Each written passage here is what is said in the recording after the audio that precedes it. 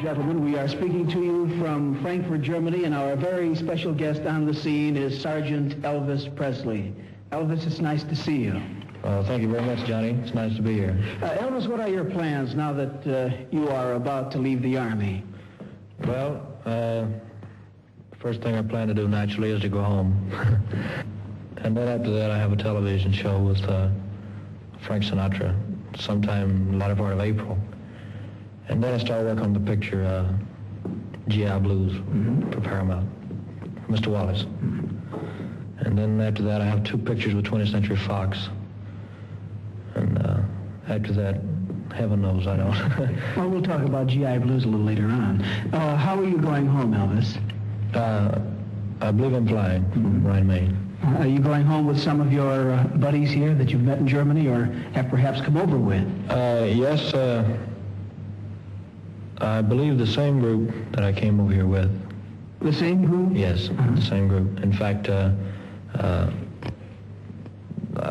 the boys who came in Memphis, at the same time I did, well, we're all going back together. Have you recorded while you were in the service? No, I haven't. Not one tune? No, I was home on leave to end the basic training. I made 2 records. But since that time, I've done nothing. Nothing at all in the line of show business. Elvis, what about here in Europe? Where did you spend most of your leave time? In Paris. I went to Paris. Yes. Yeah, I was in Paris twice, once for 10 days and another time for 6 days. What do you remember most about those trips? Well, I'll tell you, it's a gay town. I mean, it's if you like, nightlife and everything. And I went over there to see some of the shows, and to get a touch of the old life, a little bit. Yeah. Elvis, how much time have you spent while in the service on maneuvers? Well, I couldn't give you an exact number of days, but I would imagine about half the time we were over here. While you were in the field, were you troubled at any time by reporters? No, not really. The Army PIO came out and took some training shots. But did you have any unfavorable encounters with any disguised reporters? Maybe yes, I don't know. If they were reporters, I didn't know it at the time. Yes. Elvis, do press conferences bother you at all? No, they don't bother you. It's pretty interesting. I get a big thrill out of a press conference because you have all these different people there with different questions, and they're popping them to you like a district attorney, And you're sitting there like you're on trial for something. They ask you, is it true that on the night of so-and-so you were in so-and-so? Is it true that this girl did that and you did this?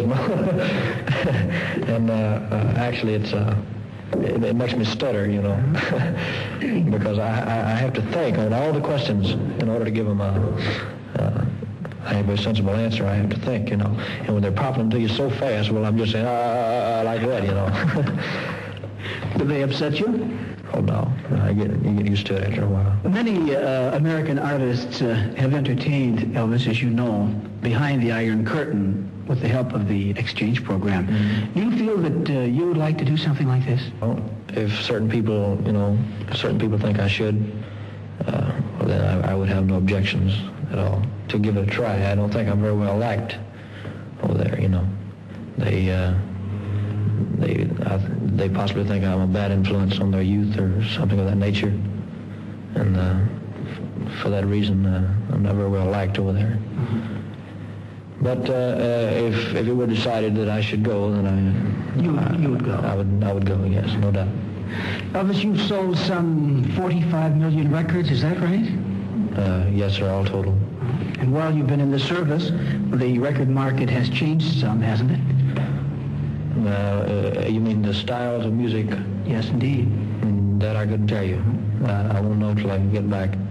I've heard reports. I've read reports about the record industry, about what's happening to the music, and this is dying out, that's dying out, and this is finished. But actually, I don't know. I was reading the same thing in 1955, and then that was the big beginning of the whole thing. Well, what are your plans to sell another 45 million records, Elvis? I never make a statement like that, to tell you the truth, because I don't know. In the entertainment business, the future is very uncertain. You never know. You can only try. So I'm only going to say I'll try to continue to please the people enough that they keep liking me and keep interested. But as far as actually knowing what the future holds for me, I've got no idea. Well, getting to recording, do you approve all of the tunes before they're cut? Yes. All of them? I choose my own songs. You do? Yes. Well, do you feel that you have a feel for the material you select? Yes. I don't think there's anybody who can decide what I can do best better than me. And I think it would be a bad mistake if I had someone else telling me what to record and how to record it, because I work strictly on instinct and impulse. I don't read music. My tastes might be a little different because I choose songs with the public in mind. I try to visualize it as though I'm buying the record myself. Would I like it, And I try to please the public, and I don't think anybody can choose them for me like I can. Well, are you doing anything to try to attract an older audience?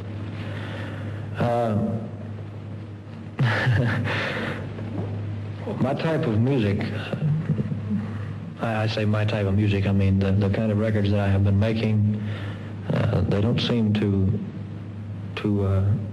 appeal to the older people like they do the young people.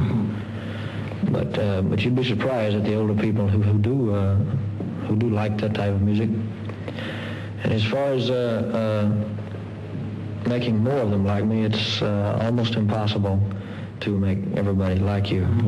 You can't please them all. Regardless, if I changed my style and started singing something that maybe would appeal to the older people, and I might lose something else. So therefore, you just have to let time take care of itself. And I take it you are not planning to change your style? I would be foolish to change my style unless I was told to do so by the public themselves. In other words, if I just took it on my own and said, well, I'm going to change my style, I think I'd be making a bad mistake. If the people become disinterested in you or they get tired of whatever you're doing, they'll let you know. Earlier, Elvis, you mentioned the movie G.I. Blues that you'll be doing soon. When do you do the film? Well, I can't give you an official date. I think it's after the Sinatra show, which is sometime around the 1st of May. And who'll be in it? I don't think they've picked a co-star yet. Not to my knowledge, they haven't. Do you know what part you'll play? No, I don't. I haven't seen the script yet. Oh, I see. So you then perhaps have not had an opportunity to contribute any of your own ideas. No, not yet. You do that in the filming of the picture. Elvis, are you perhaps planning a European tour sometime in 60 or 61? Oh, yes. I don't think it'll be 60. Maybe in 61. I'm not saying yes or no. Actually, that's not my end of the business. That's the manager's end of it.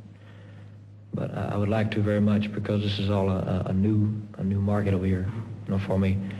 The people over here they've only read a few things and they've heard a few records and everything, but you can never actually become established until the people can see you in person and physically, And I'd like to come over here and do a complete tour of Europe someday. Elvis Presley, do you feel that the Army did anything for you? Yes, I certainly do. In a lot of ways, it's been a good experience. I've made a lot of friends I never would have made otherwise. And, well...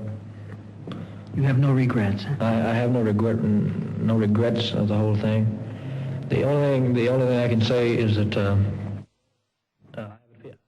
people to ask me what effects it would have on my career. That I can't say, again, because I don't know. The only thing that I can say is that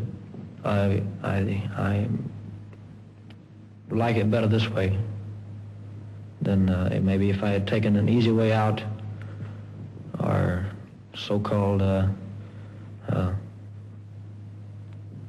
pull string, is what a lot of people say, you know, and had something staring me in the face the rest of my life that I always would regret, you know. You would rather be out in the field with the boys than perhaps entertaining in a service club somewhere. Oh, yeah, sure. I was in a funny position, actually. That's the only way it could be.